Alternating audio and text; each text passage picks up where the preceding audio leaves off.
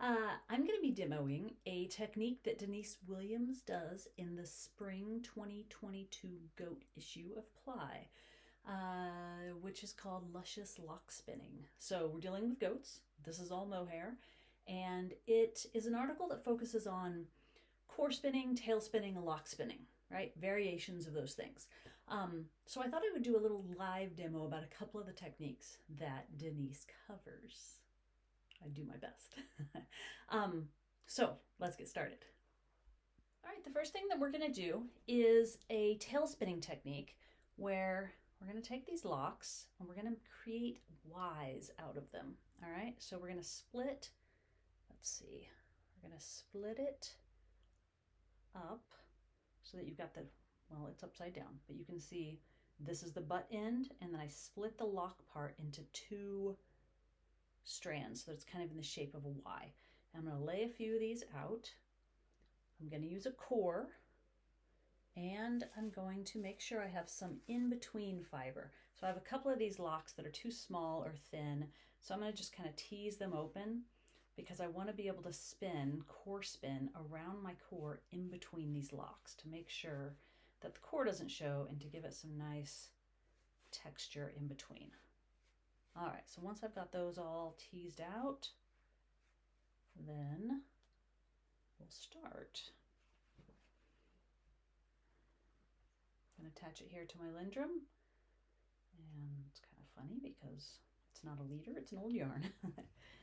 And I'm just going to do a tiny bit of core spinning to get us started. And you can see with core spinning, I'm holding my core in my hand. I'm going to turn down my uptake. And with these, the hand I'm holding the core in, here's the core by the way, I'm going to pinch, pull the fibers out to the side, and then let them roll on, just like so. All right, so we're going to do our first lock. All right, so here's my Y shape.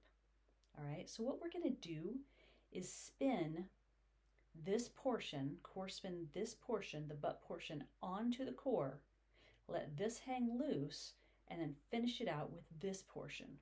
All right, so let's see how that goes. I've teased this a little bit, so I'm going to spin this on. This lock is going to hang loose, and I'm going to spin this on, just like so. Let's get this a little closer so you can see. And then I'm going to grab this stuff, this like teased stuff, and just keep on going.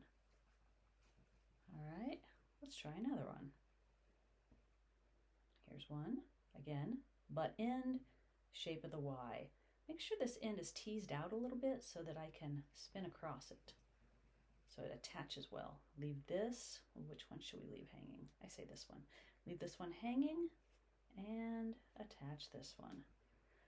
Grab this, let's move it inside just a little bit, and core spin again on top of this. And if you look, this lock is still hanging loose.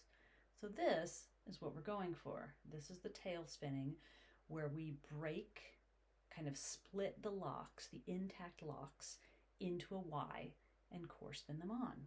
All right. Another technique that Denise does is if you have locks that you want to hang loose and you want to use a core, again, you have some like light, fluffy, short locks that you kind of tease out that you can core spin, and then grab one of your longer locks. And we're going to spin across this portion here, just like that. And then once you're done, Denise grabs a bit and she takes a really thin section and she just makes sure that it's all attached by this really thin section of the teased locks, like so. So shall we do that again? I'm going to disconnect this. I'm going to grab one of these and I'm going to start spinning it. Across the top, I'm going to drop it. I'm going to grab my teased stuff again and just going to attach it up here into really thin strands around the base of this lock. Make sure it can still pull loose. and it's nice and attached. There's another technique you can do here where if you don't want to use a core, let's break that core off. And Denise calls this self-core. Judith McKenzie calls it coreless core spinning, which is kind of funny because you are creating a core as you core spin. So I've got my teased locks here, and I'm going to, in my hand, kind of separate these out, right? So this is going to end up making my core, and this is going to end up being my core spun. So I'm just going to kind of do a bunch at the same time. Sometimes it'll get stuck, so I just need to open it up a little bit. Keep on going. Create my core in my hand at the same time that I'm core spinning. I probably could have teased this out a little bit more before I started. But that is coreless core spinning, or self-core.